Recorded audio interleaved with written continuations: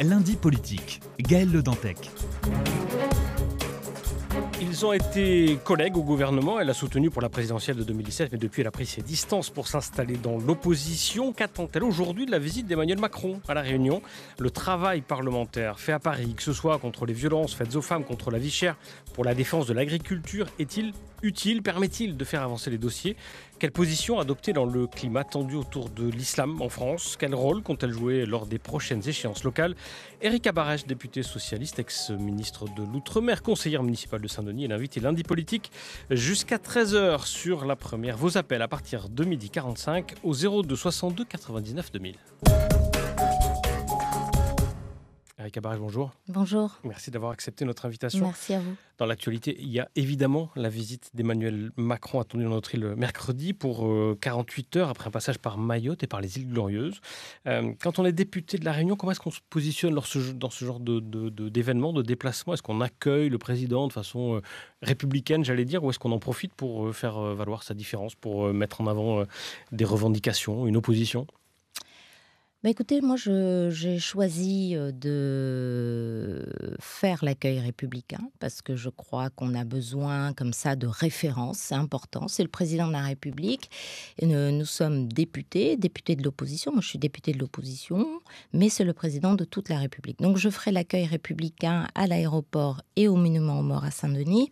Mais ensuite, le président de la République a choisi ce déplacement pendant le débat en séance plénière à l'Assemblée nationale sur le projet de loi de finances de la sécurité sociale. Je suis membre de la commission des affaires sociales. J'étais la semaine dernière en commission pour défendre des budgets et des amendements et je vais donc quitter le département mercredi soir pour continuer le débat parce que je pense que c'est un enjeu important lorsqu'il y a 40% des personnes sous le seuil de pauvreté d'aller débattre et porter la voix de la Réunion à Paris. On va en parler. Pour cette visite présidentielle, les syndicats de la Réunion sont constitués en intersyndicale. Quasiment tous les syndicats y sont. Ils appellent une mobilisation jeudi.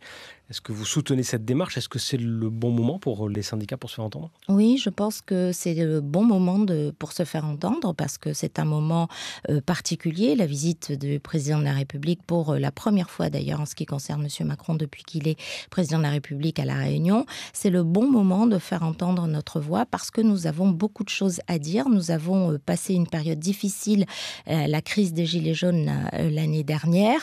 Je rappelle que nous sommes le seul département d'outre-mer qui avons vécu ça, et donc il est temps qu'il entende ce qu'il n'entend pas à Paris. Est-ce que vous ressentez, vous parliez de la crise des Gilets jaunes, est-ce que vous ressentez toujours cette colère contre la vie chère, mais aussi contre les élus qui s'est exprimée l'an dernier? Est-ce qu'elle est toujours présente et est-ce qu'elle peut s'exprimer à cette occasion?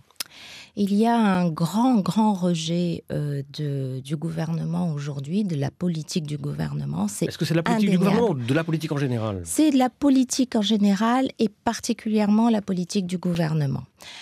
Parce que aujourd'hui, et ça va être l'enjeu pour la visite gouvernementale, du président de la République, il faut qu'il parle à tous les Réunionnais. Et lorsque je regarde le programme, j'ai l'impression qu'il va parler qu'aux premiers de cordée. Vous savez, les premiers de la classe qui, au final, ont déjà presque tout ce qu'il faut.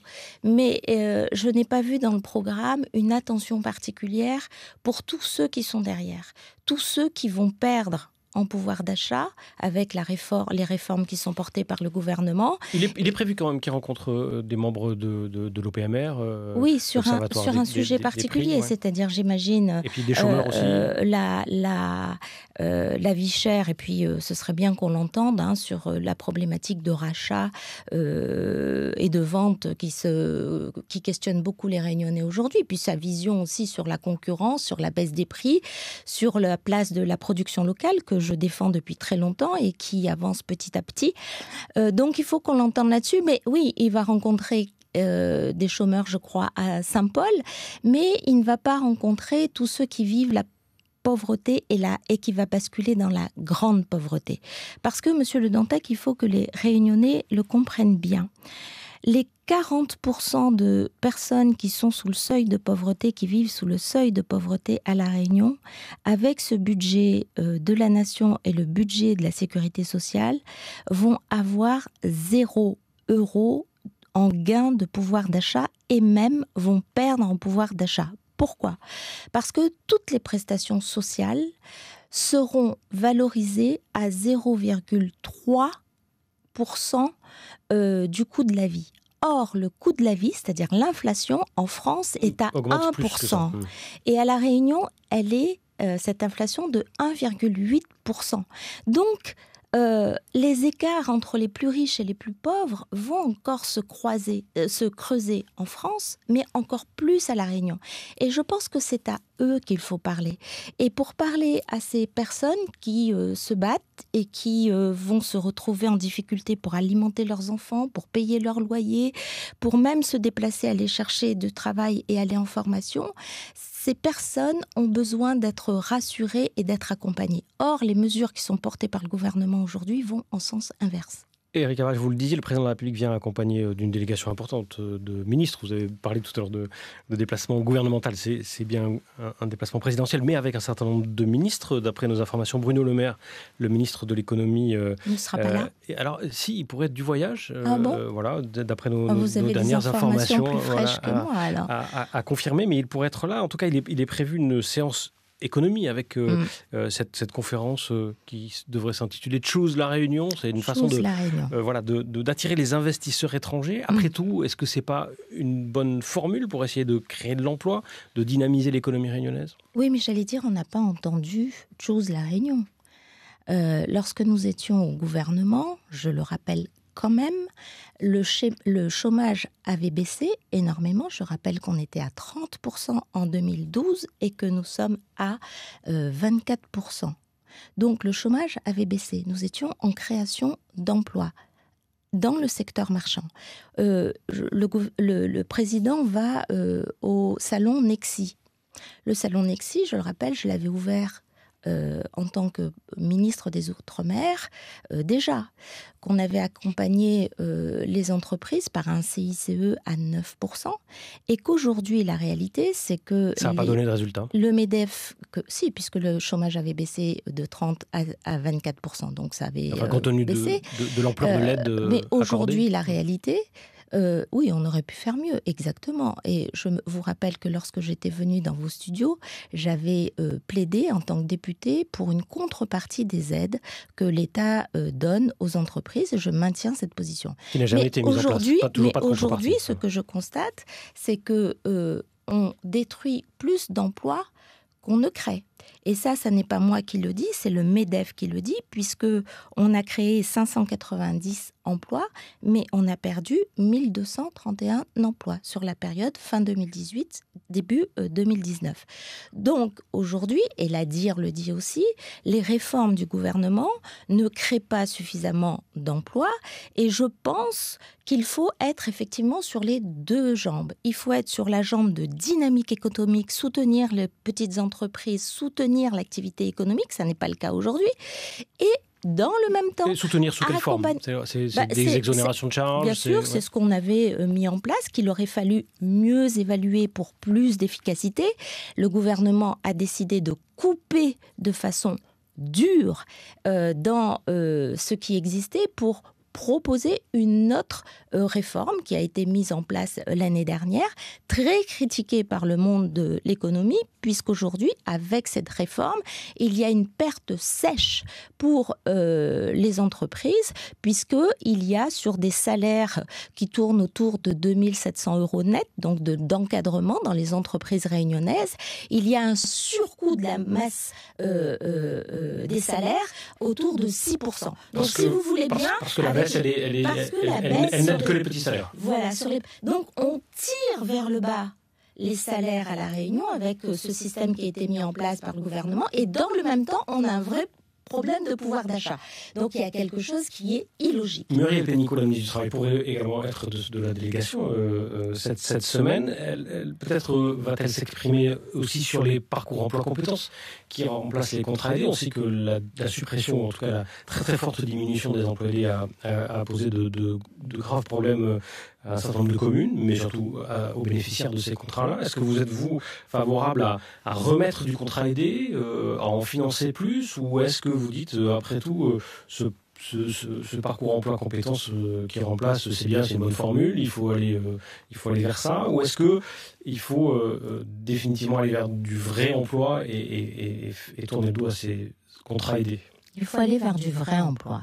Très clairement, il y a aucun sujet là-dessus. Il n'y a jamais eu d'ailleurs de sujet là-dessus. C'est pour ça qu'on met des aides pour que les entreprises puissent embaucher à des salaires convenables, les gens qui ont des diplômes, les gens qui ont des formations adéquates. Donc ça, c'est le premier point.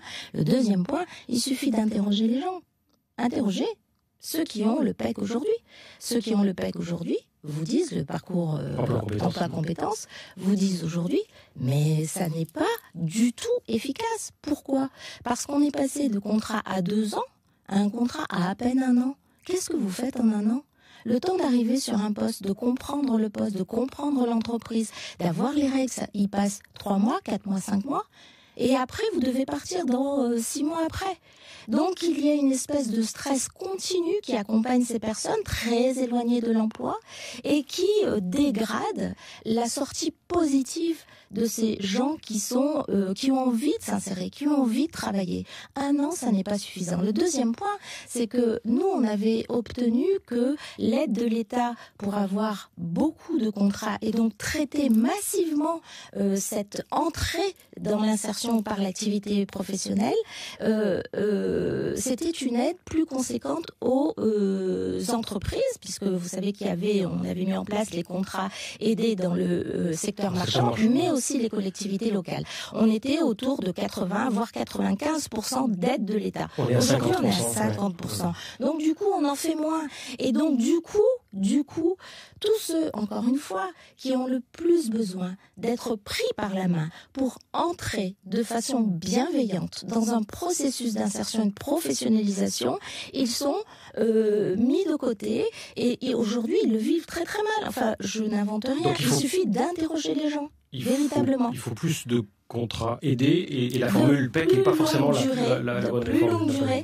Et puis, vous savez, très concrètement, on est dans une approche tellement technocrate, tellement compliquée. La dégradation de l'accueil dans les services publics, que ce soit à la CAF, que ce soit aux services fiscaux, que ce soit à Pôle emploi, interroger les gens. Ils ont besoin, parce qu'ils doivent être assurés, parce qu'ils sont en situation fragile, ils ont besoin d'être dans des entretiens avec des personnes qui écoutent, qui ont ce temps-là. Or, aujourd'hui, comme on diminue les effectifs dans le service public, ce temps d'accompagnement n'existe plus non plus. Mais parce que ça coûte cher. Mais parce que ça coûte cher. Mais ce qui coûte cher aussi, c'est les réformes qui ont été faites il y a 2 ans.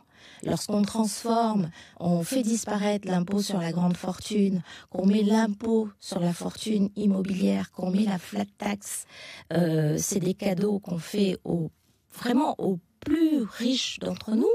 Il faut savoir que sur ces réformes-là, les 5% les plus riches de France ont gagné près de 6 500 € avec juste la réforme de la flat tax. Est-ce que c'était vraiment nécessaire ? Est-ce qu'on ne pouvait pas mettre 5 milliards pour tirer vers le haut le plus de monde possible et après engranger une politique d'ambition vers le tout emploi quand les gens sont déjà à un niveau stabilisé et de formation et de volonté, de possibilité d'entrer dans du travail. La vie chère, on l'a dit, a été au cœur des revendications des Gilets jaunes l'an dernier. Elle est toujours une préoccupation majeure, peut-être la préoccupation principale. Le rachat de Vendémia par le groupe Bernard Ayotte est venu s'installer dans le débat sur la question de la vie chère ici à La Réunion. Vous, ça vous inquiète, mais est-ce que le politique, est-ce que les élus peuvent intervenir dans ce débat qui finalement dit il faut plus de concurrence parce que ça va faire baisser les prix? À quel moment est-ce que le politique intervient là pour dire non, on va pas faire comme ça? Alors, le politique en général, mais après on peut venir sur le maire, le sénateur, le député, etc. Mais la politique est là pour porter une vision d'un territoire. Il faut que chacun, nous puissions dire comment est-ce que nous voyons aujourd'hui notre territoire et comment nous le voyons à 10 ou 20 ans dans le temps. Donc ça, c'est le premier point. Ensuite, et donc il faut qu'on dise, Il faut qu'on dise ce qu'on pense de ça. La deuxième chose, nous, on y travaille, on y a travaillé, là, avec l'OPMR et les 50 citoyens en particulier. On a beaucoup produit, on a beaucoup réfléchi, on a eu une position qui était très claire sur le rachat de Vendémia par GBH, avec une position qui a été partagée au niveau national même, sur certains points. Parce que lorsque je dis ici, il faut un moratoire pour ne plus avoir de grandes distributions qui sortent, pour préserver les terres réunionnaises, et puis parce que je crois que le modèle est arrivé, le modèle unique grande distribution est arrivé au bout. Eh ben, cette position, maintenant, elle est partagée au niveau national par des députés de la majorité. Oui, nous avons travaillé sur un rapport vous faisiez qu'on a partie rendu là-dessus. de cette commission d'enquête parlementaire sur la grande distribution au niveau national. Le rapport est sorti le mois dernier. Dans votre contribution, ce qui ressort, c'est que finalement le modèle de la grande distribution est néfaste pour la production locale, il est néfaste pour la planète. Il faut en changer. Enfin, on ne change pas de modèle comme ça de consommation du jour au lendemain. Concrètement, on fait quoi là ? Non. D'ailleurs, c'est ce que vous dites est très vrai. Et lorsque, pendant la crise et au tout début de cette mandature, j'entendais la ministre des Outre-mer dire il y a qu'à faut que, et puis tout d'un coup, on va tout changer, on va régler le problème de la vie chère.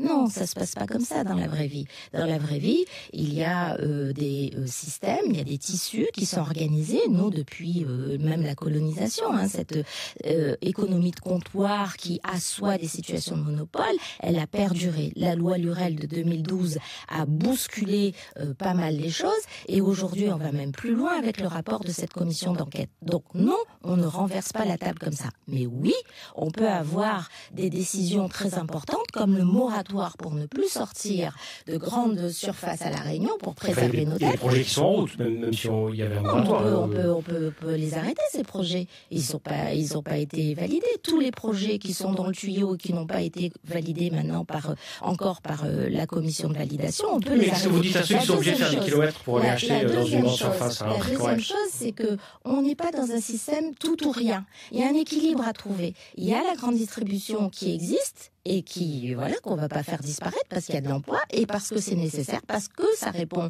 à un vrai besoin. Ça permet d'avoir des prix bas. Voilà, dans certains cas, mais pas dans tous les cas, parce que si c'était le cas, on n'aurait pas eu le problème de la vie chère à La Réunion.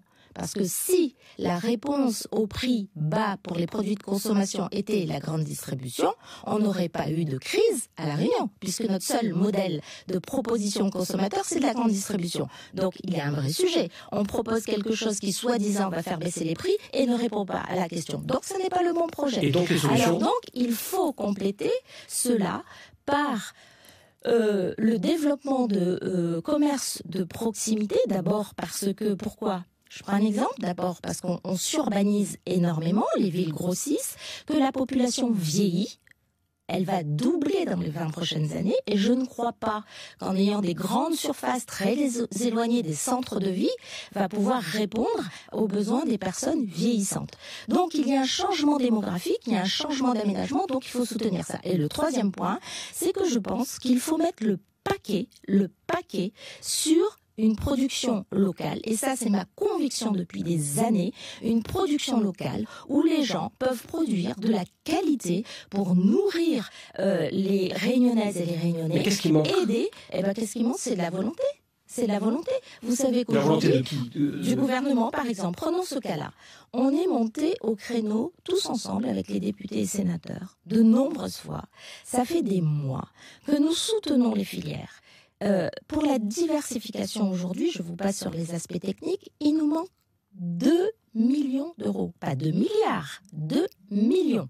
Pour accompagner la structuration des filières économique au monde, et on ne peut pas trouver 2 millions pour sauver, en attendant qu'on ait une vraie volonté politique de structuration de l'ensemble des filières à La Réunion, trouver 2 millions d'euros pour sauver cette filière. Il faut ça. Ensuite, il faut ce grand projet, mais on n'a plus besoin d'écrire quoi que ce soit. Ça a été écrit 1000 fois, les livres bleus, les livres verts, les livres blancs, etc. On connaît tout. Ça fait 40 ans que les gens travaillent pour structurer les filières. Donc maintenant, il faut mettre les moyens humains, les terres aussi. Il faut avoir une gestion rationnelle de cette terre réunionnaise qui part à volo.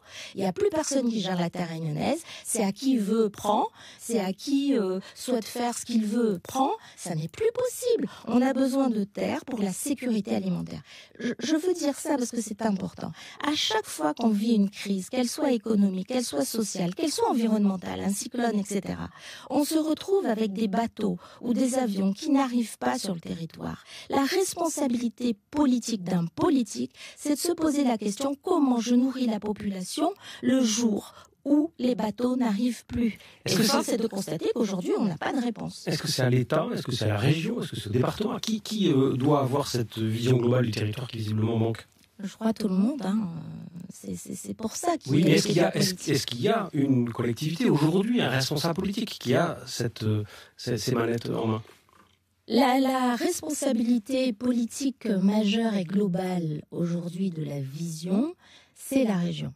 Puisque la région a la compétence d'aménagement économique, de formation professionnelle. Donc ça n'est pas rien quand même de coopération régionale, puisque la coopération régionale est un élément très important dans la sécurité alimentaire. Et puis il y a le département, puisque vous savez que le domaine agricole est aussi géré par le département.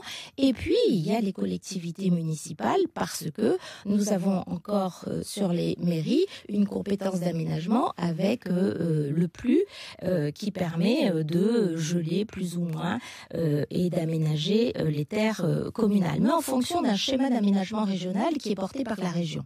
Donc vous voyez, tout ce monde-là... Qui est en cours de révision. Tout ce monde-là s'imbrigue. Et il faut, par exemple, lorsqu'on est en cours de révision du SAR, qu'il y ait un vrai débat.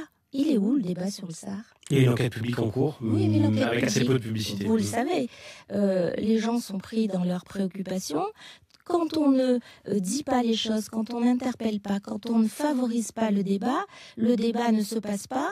Et puis la réponse après, c'est de dire oui, mais il y avait la consultation. Oui, mais si on veut vraiment que les gens viennent, il faut les solliciter, il faut les amener à réfléchir autour de cet élément majeur. Quand vous êtes une île, plus qu'ailleurs encore, et que vous avez 2500 km², 1000 km², affectés à nourrir la population, loger la population, éduquer la population, accueillir les établissements pour les personnes âgées qui vont doubler dans les 20 prochaines années. Dites aménager pour qu'on ait de la production écologique sur ce territoire. Il faut nous dire comment est-ce qu'on peut ensemble réfléchir et construire ce territoire pour porter cette ambition. L'ambition, au final, elle est assez basique. Comment je protège la population réunionnaise et comment je la projette dans une dynamique de création de richesses et d'emplois pour qu'enfin il y ait moins de pauvreté et plus de considération vis-à-vis de ces populations. À propos de la région, il va sûrement être question du chantier de la nouvelle route du littoral aussi pendant cette visite initiale, puisqu'il semblerait que Jean-Baptiste Djebbari, le secrétaire d'État chargé de transport, soit également du voyage. Vous vous êtes exprimé récemment sur ce dossier de la NRL. Quelle lecture vous en faites aujourd'hui et comment on sort de cette situation qui semble un peu bloquée pour l'instant, même si des accords ont visiblement été signés et on attend peut-être dans la semaine des annonces en termes d'aide financière. On est dans une situation qui est incompréhensible. Incompréhensible pour personne. On passe maintenant dans la presse nationale. On nous regarde en nous disant « Mais comment vous avez fait ça? Comment vous avez pu lancer un projet à 2 milliards, non, 1,6 milliard, c'était les accords de Matignon, un aménagement majeur sans avoir pris la précaution de prévoir la matière première pour faire cet aménagement majeur. Et c'est vrai qu'au niveau national, quand on pose la question, on a beaucoup de difficultés à répondre. Comment on peut répondre à ça? N'importe qui comprend, quand il va faire son prêt à la banque pour construire sa maison, avant, il fait les plans il voit les entreprises et il vérifie que tout le monde a bien les matériaux pour pouvoir faire sa maison, parce que sinon, il paye le prêt et la maison, il l'a pas. Donc ça, c'est le premier point. Et c'est incompréhensible parce que j'ai regardé, lu avec beaucoup d'attention l'avis de l'autorité environnementale rendu en 2011, qui est public, hein. Donc au début du chantier. Ouais. Et en 2011, l'autorité environnementale dit plusieurs choses. Mais elle dit une chose. Elle dit, vous allez choisir, puisque la région avait choisi la digue et le viaduc. Et elle dit, vous avez choisi ça, j'attire votre attention sur le fait qu'il vous faudra 10 millions de tonnes de roches. Et que, en l'état de ce que je vois, votre schéma départemental des carrières, vous n'allez pas trouver ces 10 millions de tonnes si vous ne révisez pas les choses. Pourquoi ? Parce que le schéma départemental des carrières de 2010 avait été construit non pas avec la nouvelle route des littorales, mais avec le tram-train. Donc les demandes et les besoins en pierre et qualité de pierre n'étaient pas du tout les mêmes. Mais cette révision du schéma a été demandée. Alors est-ce qu'il y a une erreur administrative, mais ça ne remet pas en cause le chantier et sa globalité. Est-ce qu'on est dans une question juste d'erreurs finalement administratives sur des demandes qui ont retardé, de mauvaise prise en compte des recommandations environnementales, ou est-ce qu'on est sur un dossier qui est plus profondément bloqué ? Moi, je crois qu'on est sur un dossier plus profondément bloqué. Parce que il y a des questions légitimes qui se posent. Pourquoi, en 2011, les choses n'ont pas été faites en bonne et due forme, en respectant le droit, et non pas comme dès 2014, 2015, 2016, etc., essayer de passer en contournement du droit, et d'ailleurs, ça ne passe pas, puisque le juge, heureusement, regarde l'application du droit. Donc ça ne passe pas, on veut passer en force. Pourquoi en 2011, on ne fait pas les choses comme il aurait fallu le faire ? Alors au départ, on nous disait, oui, mais ça va être long. Mais 2011 plus 6 ans, voire 7 ans, on est en 2018. 2018, on est dans les temps. Donc tout va bien. Mais on ne le fait pas. Et donc, il y a une question derrière ça. Pourquoi on ne l'a pas fait ? Vous avez une idée de la réponse ? Je n'ai pas de réponse. Mais c'est une vraie question, qui pose la question de la légitimité de la décision et puis de la gouvernance de ce dossier par le président de région. C'est une vraie question. Et c'est pour ça que je pense qu'il est temps que l'État, qui contribue, en tout cas dans les accords de Matignon, à un montant plus élevé que la région, reprenne les choses en main. Parce qu'aujourd'hui, la gouvernance a amené la région Réunion, c'est-à-dire la Réunion, dans une impasse incroyable qui va plomber le budget régional, qui va entraîner la Réunion dans un trou noir énorme, parce qu'aujourd'hui, quand j'écoute la région, je ne vois pas les propositions de sortie. Il n'y a aucune proposition de sortie, si ce n'est de dire « c'est pas moi, c'est lui ». Ça n'est pas des propositions, c'est pas digne d'un responsable politique. Alors, je voudrais qu'on revienne sur l'actualité qui vous intéresse à l'Assemblée nationale. La réforme des retraites est sur la table. Les débats sont organisés en ce moment par le gouvernement. Quelle est votre position, quelques mots, sur cette réforme qui est présentée comme obligatoire, nécessaire ? Alors nous, on sera vraiment très très vigilants. On a commencé les auditions à écouter les uns et les autres.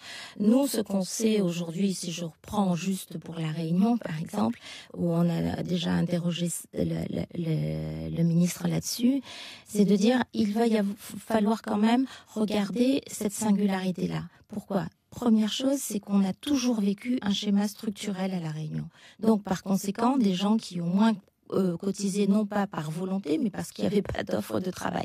Ensuite, on a eu l'égalité sociale en 1996. Donc, ce sont des gens qui ont moins cotisé, non pas de leur fait, mais parce qu'il n'y avait pas d'égalité sur ce territoire. Et aujourd'hui, nous sommes dans une situation qui, certes, on a l'égalité sociale, mais non, nous n'avons pas encore l'emploi en ligne de mire. Donc, il faudra quand même traiter l'approche, et puis nous avons les retraites agricoles, donc il faudra traiter quand même avec peut-être une singularité, c'est ce que nous avons demandé les départements d'outre-mer et la Réunion en particulier, avec, à un moment donné, bien sûr, une entrée dans le droit commun.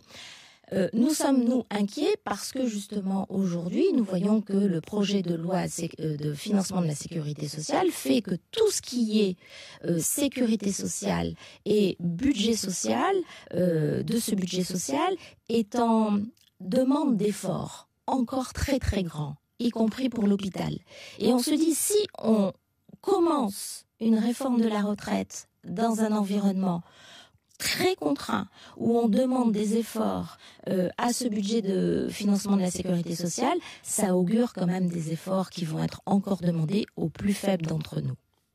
Il est 12h45, les auditeurs peuvent participer à cette émission, poser des questions à notre invité Éric Cabarèche. On a une première question de Stéphane qui est au téléphone avec nous. Bonjour Stéphane.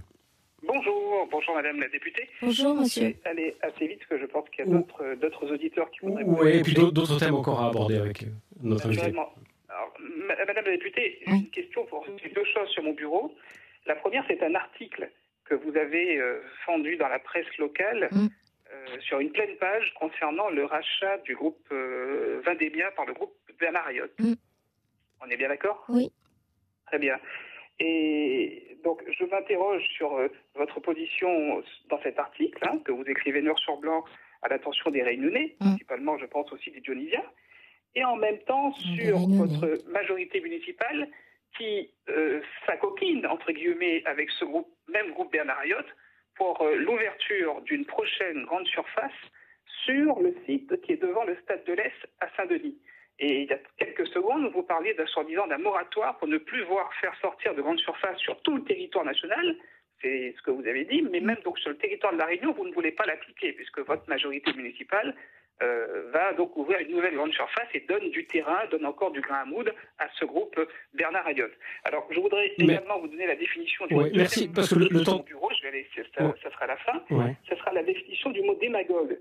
Personne qui flatte les masses pour gagner et exploiter leur faveur, politicien démagogue. Je n'invente rien, c'est le dictionnaire Robert que j'ai dans mon bureau qui donne cette définition. Merci. Alors, Madame la députée, n'êtes-vous pas démagogue ? Merci pour votre question qui est claire et franche. Merci, mon cher Stéphane, pour cette question claire et franche. Non, je suis pas démagogue. En tout cas, vous lisez très très bien le dictionnaire. Non, je vais vous expliquer deux choses. D'abord, quand on est en responsabilité et qu'on a un mandat, moi je suis députée de la République, je n'écris pas un article pour les Dionysiens, j'écris un article pour les Réunionnaises et les Réunionnais, pour toute la Réunion. Et la conviction que je porte, c'est la mienne, et j'ai une totale liberté dans les pensées et dans les combats que je mène, et je n'ai l'intention de demander l'autorisation à quiconque. Donc je porte ce combat, non pas depuis aujourd'hui et la problématique du rachat de Vendémia, mais depuis longtemps, depuis une dizaine d'années, et ça s'est exprimé d'une part par la loi Lurel et d'autre part par la loi Égalité réelle. En ce qui concerne le projet dont vous parlez, il ne s'agit pas d'une grande surface. Il s'agit de l'installation de Decathlon sur une zone de Prima. Je pense que c'est un peu différent. Et ça montre bien enfin... Decathlon qui appartient au groupe Bernard Ayotte. Oui, bien sûr. Ce qui prouve enfin que je ne fais pas de ce combat un combat exclusivement arrêté sur le nom de Monsieur Ayotte. Je pose globalement le sujet, au-delà de M. Ayotte, je pose le sujet du moratoire sur les grandes surfaces, je dis bien les grandes surfaces, qui font du bazar, qui font de l'alimentation, qui font des vitrines pour des magasins divers et variés. Voilà la vraie question. Donc voilà, j'espère que j'ai éclairci un peu plus précisément les questionnements que vous vous posiez. Merci pour cette réponse à Stéphane. Éric Cabarèche, je rebondis sur sa question qui était volontairement dionysienne. Est-ce que vous serez candidate pour les élections municipales à Saint-Denis ? Je serai sur la liste qui sera faite pour ce rendez-vous de mars 2020. Donc oui, je serai en ce sens candidate sur la liste pour les municipales de 2020. Une liste qui sera conduite par Gilbert Annette ? Une liste qui sera conduite par Gilbert Annette. C'est officiel, c'est clair, c'est carré pour tout le monde ? Non, mais c'est ce que vous dites les uns et les autres, donc je répète. Vous êtes bien placé pour le savoir quand même. Non, nous aurons notre meeting de lancement de campagne le 14 novembre, jeudi 14 novembre. Donc, je vous invite tous à venir. Est-ce qu'on pourrait vous voir en tête de liste un peu plus tard, dans les prochaines échéances, à la région par exemple ? Non, moi vraiment, j'ai des combats, oui et non, c'est pas la question, c'est qu'il faut qu'on sorte et il faut que je joue le rôle que j'ai à jouer aujourd'hui, là où je suis, pour faire sortir la Réunion des difficultés énormes dans lesquelles on se trouve. Vraiment. Et c'est plus facile en tant que député qu'ailleurs ? Ça n'est pas facile lorsqu'on est élu. Qu'on soit municipal, député, région, département, c'est toujours très compliqué.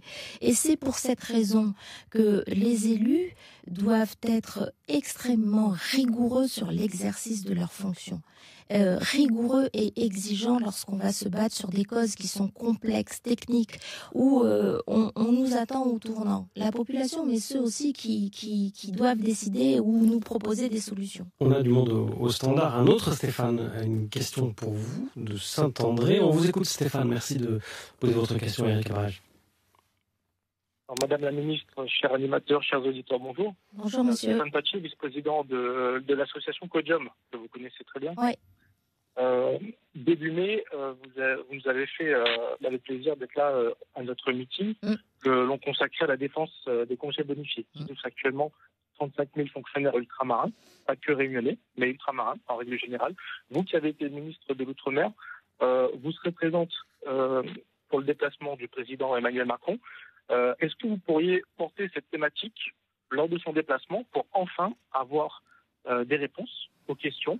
Avec un gouvernement qui voulait porter une réforme en 5 mois, on se rend compte que 9 mois après, il n'y a toujours rien, toujours pas de décret, toujours pas de circulaire.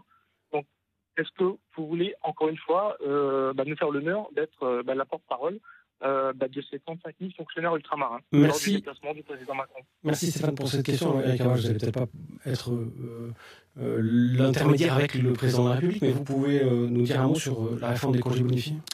Oui, d'abord moi je voulais saluer le travail que fait le Codium, c'est un travail qui est énorme où ils remettent à chaque fois le sujet sur la table parce que les réformes qui sont proposées, monsieur a dit, doit être fait en 5 mois, 9 mois après il n'y a rien, il n'y a pas de transparence. On s'est rendu avec Nassima Dindar à un rendez-vous avec le cabinet du ministre Darmanin et monsieur Dussopt pour dire mais qu'est-ce qu'on fait et partager votre réflexion et écouter ce que les uns et les autres disent. On n'a jamais de réponse. C'est vraiment cette façon de faire qui est insupportable et qui laisse des familles entières sans réponse alors que, je rappelle, ce sujet et des mutations et de la réforme des congés bonifiés, parce que c'est un peu lié quand même, sur les mutations. Il y a une loi, la loi égalité réelle. Il suffit de l'appliquer. Et le gouvernement ne veut pas l'appliquer malgré les montées au créneau que nous faisons tous, les associations et les politiques. Ça ne marche pas. Il y a des situations d'une violence extrême. Des familles qui sont séparées, des enfants qui n'ont plus leur papa ou leur maman. Enfin, on est au bord de ce qui est supportable. Sur les congés bonifiés. C'est aujourd'hui le gouvernement qui dit grosso modo on va répartir les congés bonifiés sur l'année au lieu d'aller une fois tous les 3 mois, ce sera plus souvent, sauf que derrière ça ne convient pas à tout le monde. Donc oui, je continuerai à porter et même si pendant cette visite du président de la République, je peux lui laisser, et si vous me transmettez les documents, je lui laisserai votre contribution en mon nom et en votre nom, mais on doit continuer ce combat qui est un combat qui est extrêmement difficile. Mais j'espère qu'on finira par le gagner parce que c'est justice. On a une autre question au standard pour vous. C'est Joseph qui est en ligne. Je vous demanderai d'être prête à votre question, Joseph, parce que il nous reste quelques minutes. Oui, bonjour Madame Barrage, bonjour tout le monde qui est autour de la table. Dites-moi, je ne veux pas rentrer dans les détails, mais quand on parle de gouvernement, les lois et ceci et cela, je voudrais vous poser une question. Ce matin, j'ai lu dans le journal que le Parti communiste réunionnais voulait, je l'ai lu, l'autonomie et ceci et cela. Et quand je vous entends, pour moi, la Réunion, c'est une terre qui est très riche. On peut planter n'importe où, on peut faire n'importe quoi. Je voudrais avoir votre réponse là-dessus, surtout sur la question d'autonomie. Merci. Je sais que vous ne faites pas partie de ce truc-là, mais je voudrais quand même que vous me répondiez là-dessus. Merci Joseph pour votre question. Alors évidemment, Éric Cabral, vous n'êtes pas au Parti communiste, mais vous avez en quelques mots oui, moi je porte l'autonomie. L'émancipation. Pas l'autonomie, l'émancipation. C'est-à-dire la capacité qu'on a aujourd'hui, parce qu'on gère les fonds européens, parce qu'on a des dotations, parce qu'on a certains pouvoirs donnés par la loi et les lois de décentralisation, on a les pouvoirs aujourd'hui à La Réunion de décider de nombreuses choses sans aller à chaque fois pleurer pour trouver des solutions à Paris. La dernière chose, c'est que je pense qu'il faut réformer la Constitution pour faire disparaître l'amendement Virapoulet pour qu'on aille plus vers des décisions plus adaptées à nos territoires et avoir cette possibilité de le faire ici à La Réunion. Et ça s'appelle l'émancipation et pas l'autonomie. Je voulais qu'on en parle, il nous reste quelques minutes. Il est question beaucoup d'immigration en France en ce moment et de la place de l'islam. On sent que le débat est sensible et même assez tendu. Vous vous dites c'est bien qu'il y ait débat, ou alors attention, il y a du dérapage, c'est dangereux. Et est-ce qu'on peut faire entendre la voix de La Réunion sur ce sujet toujours sensible ?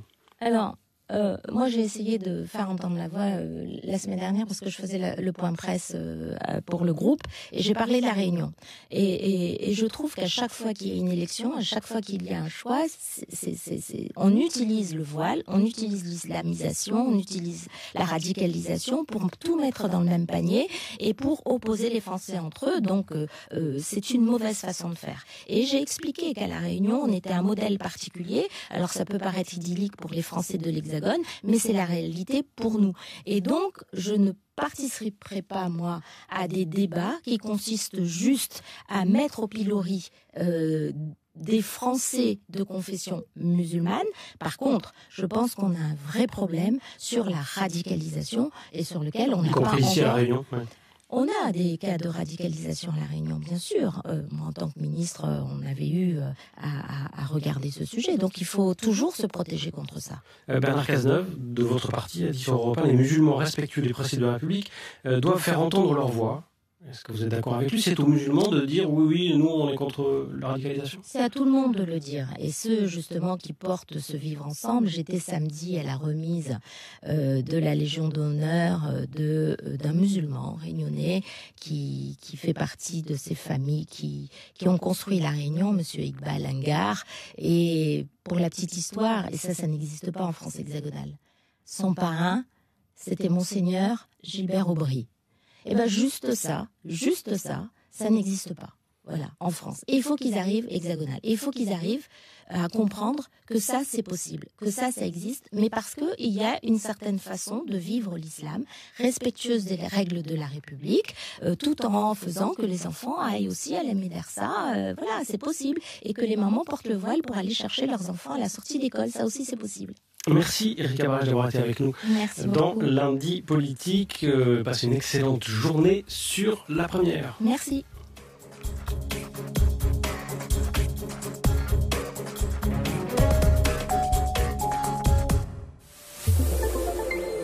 Renate et Jean-Marie sont potes depuis